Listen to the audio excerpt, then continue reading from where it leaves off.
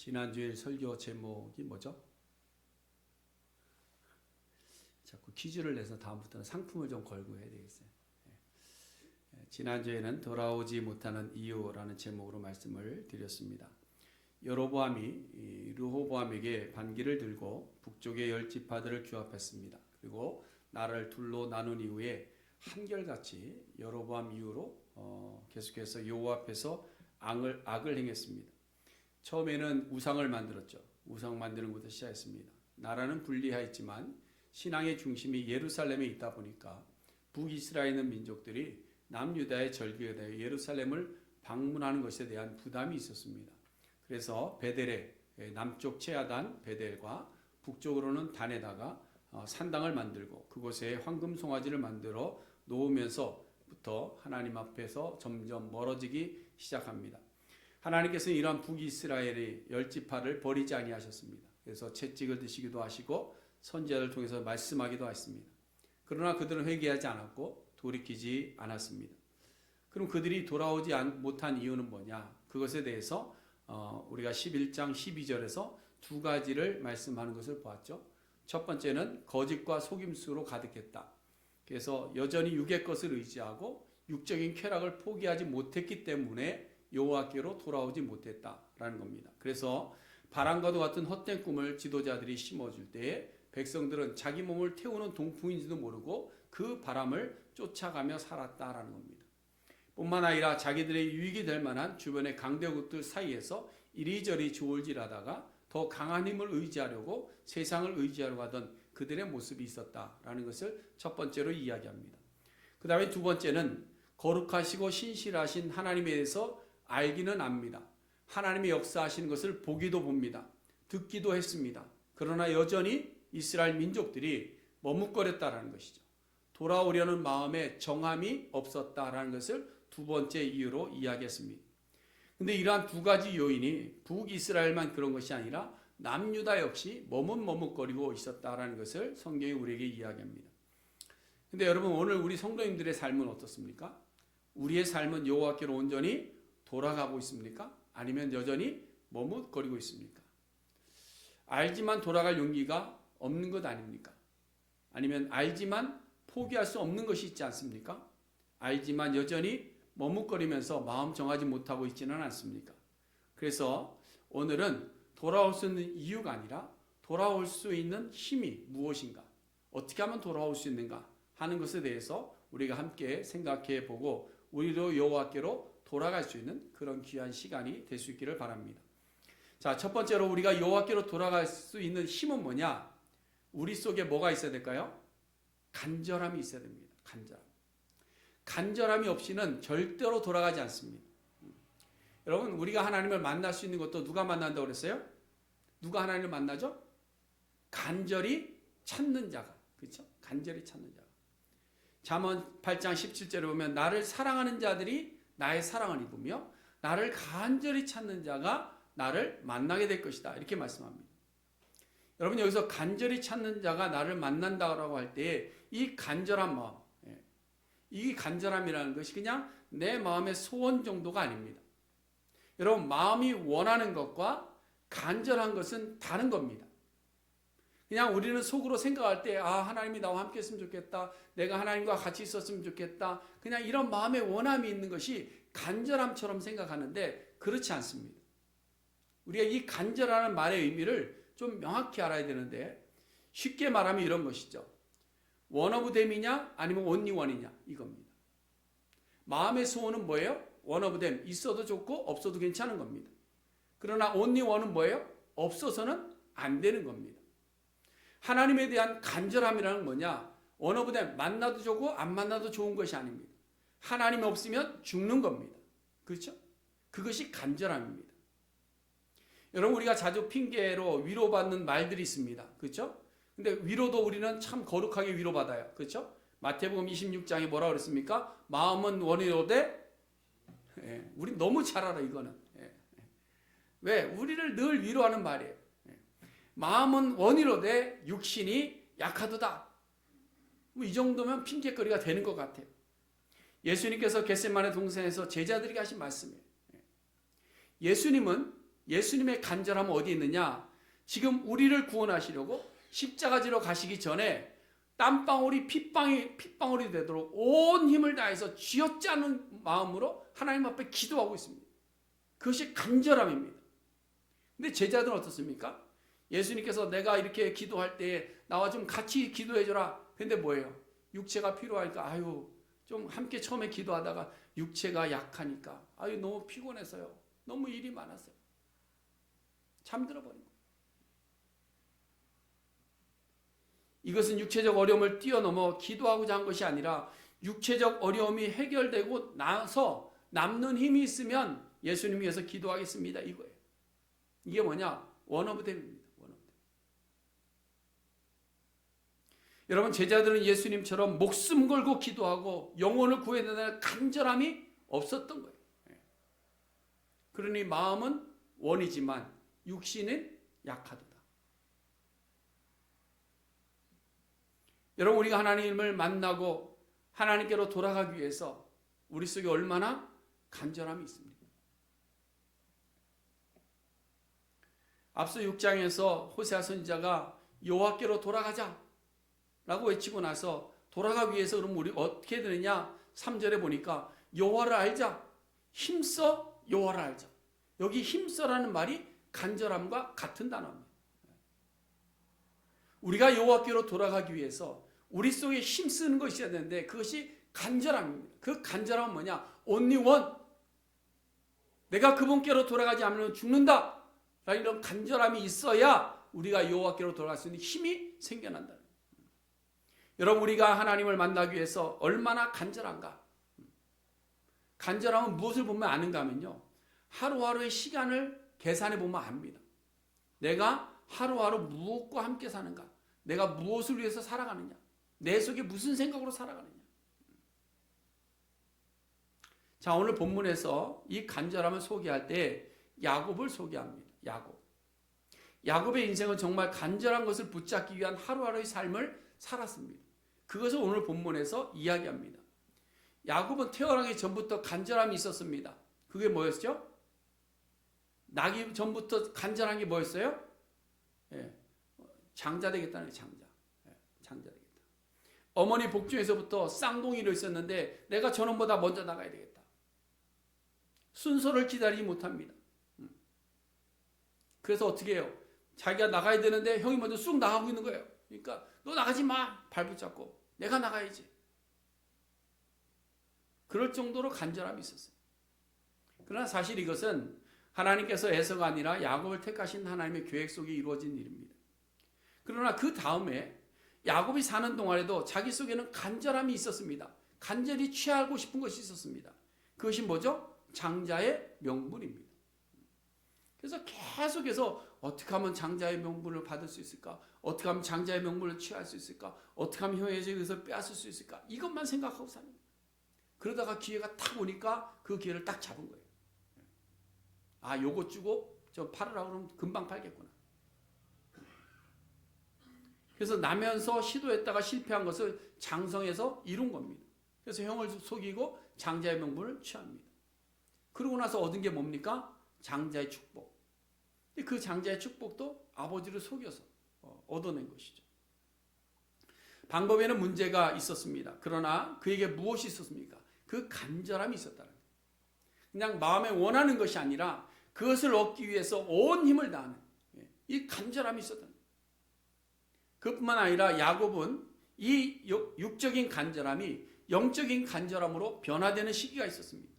3절 하반절에 보니까 힘으로는 하나님과 겨루되 천사와 겨루었고 울며 간구했다. 자, 이제 야곱이 형을 속였습니다. 장자의 축복을 받았습니다. 그 일로 인해서 형이 분노합니다. 그래서 도망할 수밖에 없었어요. 삼촌의 집으로 도망하는 중에 베델에서 잠을 자다가 하나님의 천사를 만납니다. 야곱은 잠에서 보니까 하늘로 오르락 내리락 하는 하나님의 사자가 있습니다. 그래서 어떻게 합니까? 간절함으로 그 사자를 붙잡는 거예요. 올라가지 말라 붙잡습니다. 그래서 그 천사를 통해서 하나님께서 약속을 주시죠. 그래서 이 야곱은 그때부터 간절한 것이 하나님의 약속에 대한 성취에 대한 간절함이 있었어요. 그것을 붙잡고 살았습니다. 그래서 삼촌의 집에 가서도 다시 약속하신 고향 땅으로 돌아가기 위해서 정말 하루하루를 최선을 다해 살다가 이제는 도망하기 위해서 삼촌집을 나오는 것이 아니라 하나님께서 이제 가라 명하시는 그 명하심을 듣고 이제 삼촌집을 떠나옵니다. 여러분, 우리가 삼촌집에서 살던 야곱의 삶을 단순히 아내 없고 뭐 첩 없고 자식 없고 가축 없게 살았다라고만 생각하면 안 됩니다. 창세기 31장에 보니까 야곱이 삼촌집을 떠나올 때에 야곱이 아내들에게 한 말을 잘 읽어보시면요, 야곱이 삼촌집에서 어떻게 살았는가를 너무나도 잘 보여줍니다. 야곱은 베델에서 주신 하나님의 약속을 붙잡고 있었습니다. 그래서 그 약속에 대한 간절함이 있었습니다. 다시 돌아와야 될 자기 땅이 있었습니다. 그것을 붙잡고 살았고 그때까지 하나님이 늘 함께하는 것을 체험하면서 살았고 그의 행보는 언제나 하나님의 말씀이 우선했다는 거예요. 가라 해서 이제는 뭐예요? 모든 식소를 데리고 고향 땅으로 돌아가는 겁니다. 그뿐 아닙니다. 야곱은 삼촌의 집을 떠났습니다. 약속의 땅으로 돌아올 때에 형을 만나기 전에 야복 강가에서 하나님의 사자와 씨름합니다. 복을 구하죠. 자신의 허벅지에 관절이 위골될 정도로, 자기 뼈가 부러질 정도로 하나님 붙잡고 간절히 붙잡았어요. 이 하나님의 복을 놓치면 안 된다. 그래서 그 간절함 때문에 야곱의 이름이 뭘로 바뀌었어요? 이스라엘로 바뀐 거예요. 지금 호세아 선지자가 야곱의 이야기를 하는 것은 야곱의 육적인 장자의 명분에 대한 간절함, 세상적인 것에는 욕심만 있었던 것이 아니라 하나님의 약속에 대한 간절함이 있었다는 것을 상기시켜주는 거예요. 너희들은 그의 후손들이야. 여러분, 오늘날 우리의 신앙은 마음이 원하는 것을 얻고자 하십니까? 아니면 간절한 마음으로 하나님의 구원을 찾고 있습니까? 예수 그리스도가 아니면 내가 살 수 없음을 알고 예수를 간절히 붙잡고자 하십니까? 아니면 마음에 원하는 것을 얻고자 신앙생활하고 있습니까? 죄를 포기하지 못하고 머뭇거리게 되면 간절함은 없습니다. 여호와께로 돌아올 수가 없습니다. 그러나 우리가 여호와께로 돌아가는 것이 삶의 우선순위가 되어서 간절한 마음으로 온 힘을 집중할 때에 우리는 여호와께로 돌아갈 수 있는 줄로 믿습니다. 우리가 간절히 여호와를 찾을 때, 간절한 마음으로 여호와께로 돌아가려고 발버둥 칠 때 하나님께서 우리를 어떻게 하실까요? 만나 주시는 겁니다. 신앙은 마음에 원하는 것이 아니라 신앙은 간절함으로 여호와께로 돌아가는 것이 신앙입니다. 내가 해야 할 일을 하고 싶은 일 다 하고 시간 남을 때 여호와를 찾는 것이 아니라 여호와를 힘써 아는 겁니다. 먼저 알고자 하는 겁니다. 먼저 여호와 앞에 서서 먼저 여호와를 알고 하나님의 명하심을 알고 하나님의 뜻을 알고 그리고 나의 일을 하는 겁니다. 그것이 우리의 간절함입니다. 그래서 간절함으로 구하는 것은 어떤 경우에도 포기할 수 있는 제1순위가 되는 거예요. 그래서 여러분, 우리의 신앙에서 다른 것은 다 포기해도 포기할 수 없는 여호와 하나님의 경외 사상은 여러분 포기해서는 안 돼요.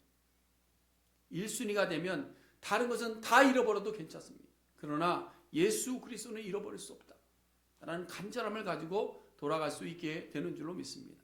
그러므로 여러분, 우리가 우리 속에 하나님에 대한 간절함이 우리 속에 있기를 간절히 바랍니다. 그 다음 두 번째로 우리가 여호와께로 돌아갈 수 있는 힘은 뭐냐? 간절한 마음을 가질 뿐만 아니라 우리가 기억하는 겁니다. 여러분, 모든 것에 가치를 매기는 것은 무엇을 통해서 가치를 매기느냐? 경험을 통해서 가치를 매깁니다. 그렇죠? 경험을 통해서 가치를 매기는 거예요. 자, 다시 야곱의 이야기로 돌아가 보면 야곱이 장자의 명분을 얻으려고 그렇게 노력해서 결국은 얻게 되었지만 삼촌의 집에서 돌아올 때는 장자의 명분이 그렇게 간절하지 않았습니다. 그렇죠? 삼촌의 집에서 돌아올 때 야곱이 그때까지도 무슨 장자의 명분 때문에 그렇게 목숨 걸지 않았습니다. 이제는 형에게 자기가 그렇게 원했던 거 다 내어줘도 괜찮은 겁니다. 그래서 자기 재물을 한때, 두때, 세때 나눠서 다 앞서 보내지 않습니까? 그럼에도 불구하고 야곱이 잊지 않고 기억했던 것이 있습니다. 그것이 뭐냐? 만군의 여호와 하나님의 이름입니다. 하나님의 이름. 여러분, 4절과 5절 말씀 보세요. 야곱이 베델에서 잠을 자다가 하나님을 만났습니다. 야복강가에서 씨름하다가 하나님의 말씀을 듣고 새로움을 얻게 됩니다. 여러분, 야곱이 그 하나님을 잊었느냐? 잊지 않았다는 거예요. 잊을 수가 없었던 거예요.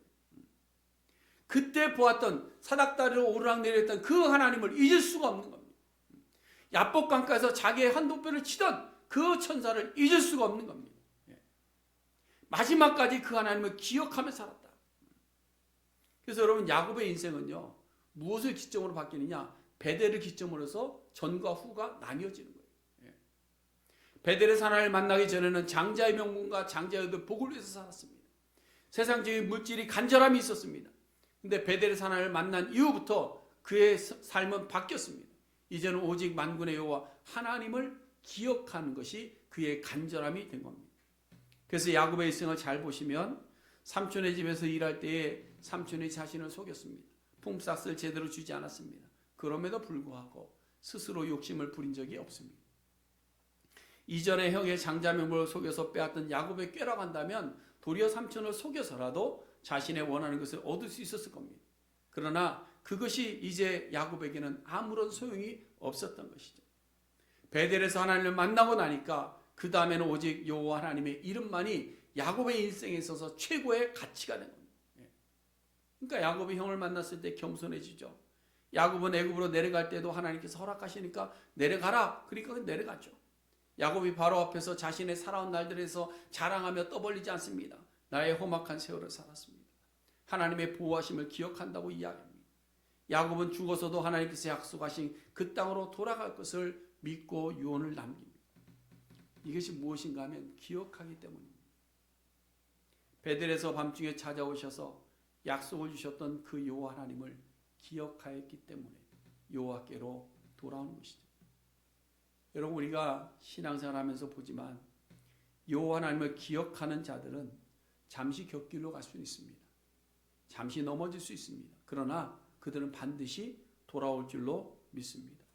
그러나 여호와 하나님을 기억하지 못하면 육체적 고난과 어려움이 당할 때 하나님께로 돌아올 생각조차를 하지를 못하는 겁니다.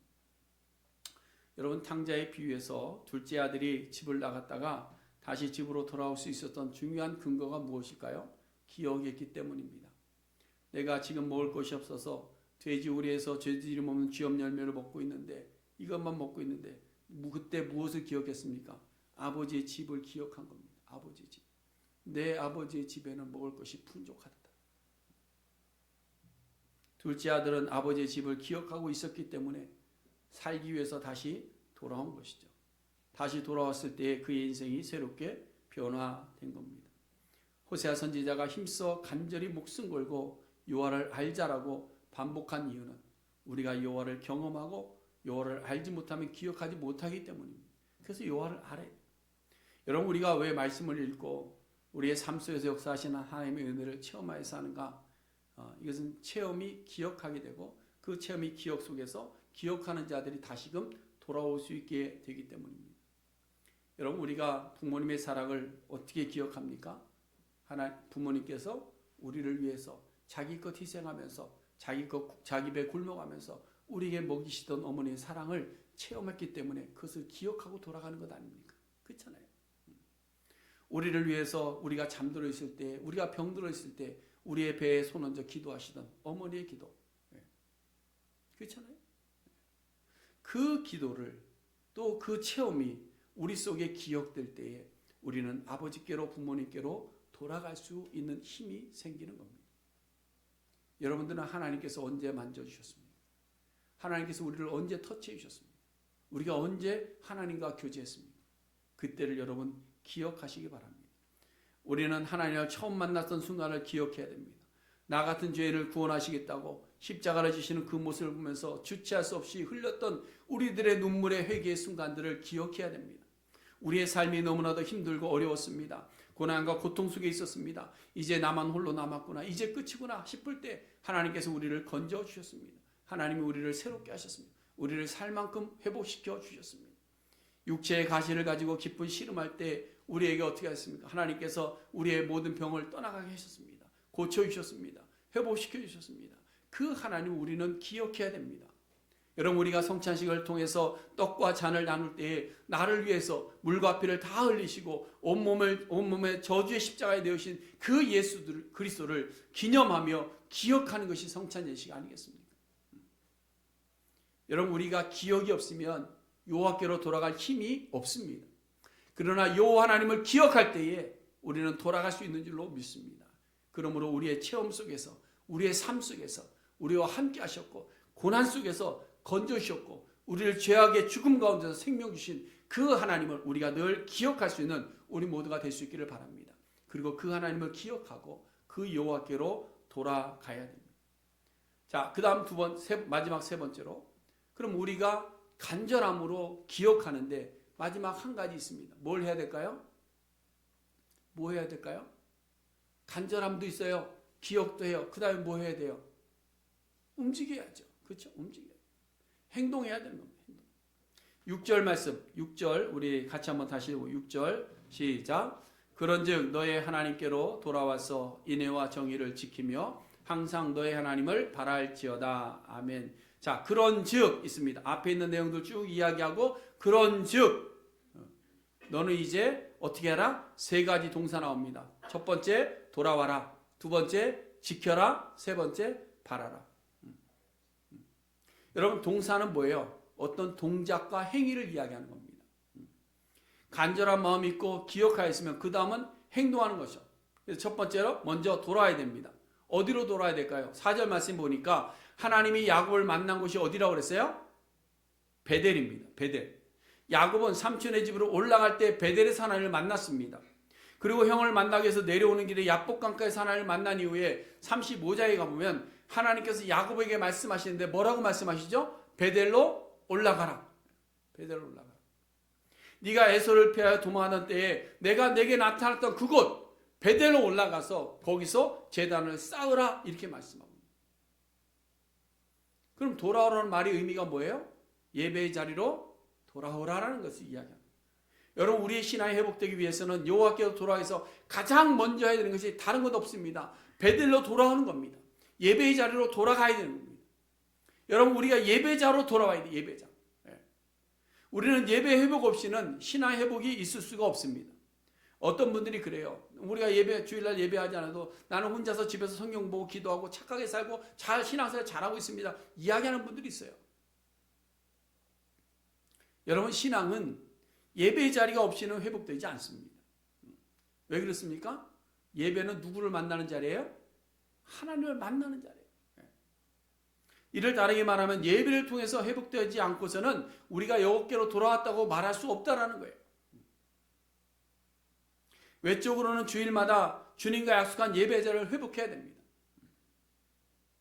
여러분 이 주일날 드리는 예배의 자리가 그냥 아까도 말씀드린 것처럼 원어브댐 마음에 원하는 것 때문에 그냥 한번 드려지는 것이 돼서는 안 됩니다.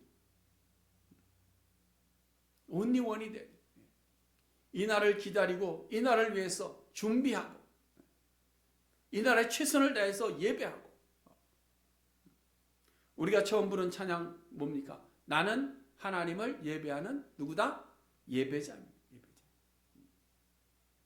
그래서 여러분 예배는요 온전한 마음으로 드려야 돼요. 온전한 마음. 그러니까 여러분 예배 시간도 좀 일찍 오세요. 저희 교회도 보니까 자꾸 늦어져요. 자꾸 점점 늦어져요. 그리고 일찍 와도 본당에 안 올라와요. 밑에 있어요. 밑에 있지 마세요. 예배당에 올라오셔서 찬양 시간부터 예배해요. 일찍 올라오셔서 기도로 준비하시고 허겁지겁 예배하는 것이 예배가 아닙니다. 준비된 마음으로 올라오셔서 준비하시고 참된 예배자의 모습으로 여기다 목숨 걸고 달려들어 보세요. 예배가 회복돼야 우리의 신앙은 회복됩니다. 오늘 이야기하는 것이 그거예요. 돌아와라. 어디로? 베델로. 예배의 자리로 돌아와. 그 다음에 두 번째는 두 번째 동사는 뭐예요? 지켜라 이겁니다. 지켜라. 여러분 예배자는 예배가 이 성전에서 그칩니까? 아니죠. 참된 예배자는요. 성전에서 예배드리고 그 다음에 어떻게 돼요? 삶으로도 연결돼야 돼요. 그래서 우리의 삶의 자리에서 무엇이 필요하냐? 인애와 정의가 있어야 된다. 인애는 뭘까요? 하나님과의 언약적인 사랑의 관계를 이야기합니다. 정의는 거짓이 없는 바른 삶을 이야기합니다. 앞서 말씀을 드렸지만 야곱이 베델에서 하나님을 만난 이후에 그의 삶은 오직 하나님과의 언약 관계를 기억하며 살았습니다. 평생을. 그가 죽을 때까지 베델에서 하나님을 만난 이후부터 예배를 회복한 이후부터 그의 모든 삶은 하나님과의 언약 관계를 기억하며 살았습니다. 그리고 그의 사랑을 실천하면서 정직한 삶을 살아왔던 거예요. 여러분, 우리 그리스도인들이 그렇습니다. 여호와께로 돌아오게 될 때에 먼저 예배를 회복하고 우리의 삶 속에서 인애와 정의가 실천되어져야 돼요. 세상 사람들이 볼 때 그들 앞에 설 때에도 우리는 하나님의 자녀다운 모습을 가지고 살아야 됩니다.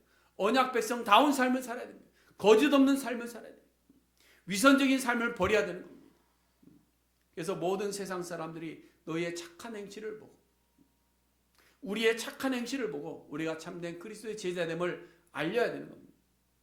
여러분, 우리가 예배한다고 하면서 우리가 기도한다고 하면서 우리의 삶에서는 하나님을 전혀 의식하지 않습니다. 하나님을 생각하는 것은 주일날밖에 없습니다. 하나님의 사랑을 실천하지도 않습니다. 내 것 취하기에 바쁩니다. 부정한 방법과 거짓으로 살 수만 있으면 부정한 방법이라도 내 것을 많이 취하면 된다라는 생각을 갖고 살고 있습니다. 그러나 아닙니다. 말씀은 지켜지지 않으면 아무런 의미가 없는 거예요. 아무런 의미가 없어요. 그래서 우리는 예배를 회복하고 하나님의 정의와 인애가 세상 가운데서 실천되어질 수 있는 우리 성도들의 삶이 되어야 되는 겁니다. 그 다음에 세 번째로 우리에게 말하는 것이 바라라입니다. 바라라. 이것은 소망하고 기대해라 이런 의미가 아닙니다. 바라라 그랬더니 그냥 하나님께서 나에게 뭘 주실까 자꾸 이것만 기대하는 분들이 있어요. 근데 6절에 보니까요. 바라는데 언제 바라라고 했습니까? 항상 그랬죠. 항상 너의 하나님을 바랄지어다. 영어 성경에는요. 이것을 어떻게 되어 있냐? Wait for your God always 아니면 continually 이렇게 되어 있습니다. 이것은 항상 계속해서 하나님을 기다려라 이렇게 해석할 수 있죠. 근데 이게 무슨 의미가 좀 더 명확하게 들어가면 이런 겁니다. 끈이 두 끈이 있는데 이 두 끈을 매듭을 짓는데 어떻게 되냐 이렇게 꽈버리는 겁니다. 여러분 그 줄다리기 할 때 줄 보시죠. 새끼줄 같은 거. 어떻게 두 줄을 꽈버리면 하나가 되지 않습니까? 이걸 이야기하는 거예요. 이걸. 하나님의 줄과 나의 줄이 하나로 꽈지는 겁니다.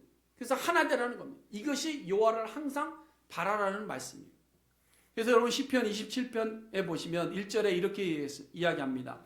여호와는 나의 빛이요 나의 구원이시니 내가 누구를 두려워하리요. 여호와는 내 생명의 능력이시니 내가 누구를 무서워하리요. 이렇게 고백하면서 마지막 14절이 뭐냐면 너는 여호와를 기다릴지어다. 바랄지어다. 같은 말입니다. 이것은 강하고 담대하여 여호와를 기다릴지어다. 무슨 말이냐? 여호와 하나님과 우리가 하나로 묶여져서 우리가 여호와 하나님을 바랄 때 우리는 떨어지지 않습니다. 하나님에게서 떨어지지 않으면 우리는 어떻게 될까요? 강해지는 겁니다. 담대해지는 겁니다. 근데 우리가 뭐예요? 하나님과 멀어져 있기 때문에 세상을 살아갈 때 두려움이 있고 염려가 있고 근심이 있고 걱정이 있는 거예요. 결국 우리가 여호와께로 돌아갈 수 있는 힘은 생각으로 아는 것이 아니라 행동으로 움직일 때에 온전히 돌아올 수 있게 되는 줄로 믿으시기를 바랍니다. 예배를 회복하고 삶 속에서 인애와 정의를 회복하고 오직 여호와 하나님과 하나로 꼬여져 있을 때 하나님의 임재만을 바라보면서 하나님께서 우리를 명하신 것을 하나님이 움직이시는 대로 우리가 함께 따라 움직일 때 우리는 여호와께로 완전히 돌아갈 수 있는 줄로 믿습니다. 여러분 여호와께로 돌아갈 수 있을까요? 없을까요? 아직도 자신이 없으세요. 제가 방법을 가르쳐 드렸어요. 간절함이 있어야 됩니다. 간절함. 그 다음에 뭘 해야 돼요? 기억하셔야 됩니다. 지금 금방 얘기했는데. 그다음에 세 번째는 뭐 해야 돼요? 행동해야 돼요. 행동해야 돼요. 첫 번째는 뭐죠? 예배를 회복하고 두 번째는 뭐죠? 삶을 회복하고 세 번째는 뭐죠? 여호와를 바랄지어다. 말씀을 정리합니다. 우리가 여호와께로 돌아갈 수 있는 힘은 간절함이 있어야 됩니다. 간절함은 해도 되고 안 해도 되는 건 아닙니다. 여러분 우리가 여호와께로 돌아가자라고 했을 때 좋은 문구가 돼서는 안 됩니다. 그냥 좋은 구호가 돼서는 안 됩니다. 저는 이 문구를 작년 연말에 기도하면서 받을 때 이것이 우리의 생명줄이다라는 생각을 가졌습니다. 우리 교회의 생명줄이고 저의 생명줄이고 우리 성도님들의 생명줄이다. 이 기회가 또 언제 있을까? 라는 생각을 가지고 이 문구를 만들었습니다. 이거는 해도 되고 안 해도 되는 것이 아닙니다. 그냥 한 해 지나가고 문구로 지나가서도 안 됩니다. 간절함을 가지고 여호와께로 아직 돌아가지 못하고 있으면 여호와께로 돌아가려는 간절함으로 나아갈 수 있는 우리 모두가 될 수 있기를 바랍니다. 두 번째로 우리의 간절한 마음으로 주께로 돌아오기 위해서 기억해야 됩니다. 무엇을 기억해야 됩니까? 하나님이 나와 함께 하셨던 순간순간들을 기억해야 됩니다.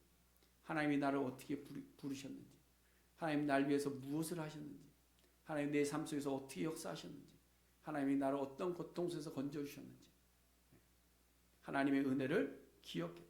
그리고 세 번째로 이제는 직접 행동으로 옮겨야 됩니다. 예배 자리에 돌아오세요. 예배 자리에, 예배에 목숨 걸고 돌아오세요. 여러분, 예배는요, 다른 것과 절대 바꾸지 마세요. 예배에 목숨 걸고 예배자로 돌아오는데 자리만 돌아오는 것이 아니라 우리의 심령이 온전한 예배자의 모습으로 돌아와야 될 줄로 믿습니다. 두 번째로는 하나님의 사랑과 정의가 우리의 삶 속에서 우리의 말을 통해서 우리의 행동을 통해서 세상 가운데서 지켜져야 될 줄 압니다. 세 번째로는 하나님과 내가 하나의 줄로 꼬이듯이 꼬여 있어야 됩니다. 그래서 하나님이 가시는 곳에 내가 가고 하나님이 기뻐하시는 일을 내가 기뻐하고 하나님께서 원하시는 것을 내가 따라가는 그런 삶을 사는 겁니다. 항상 always continually.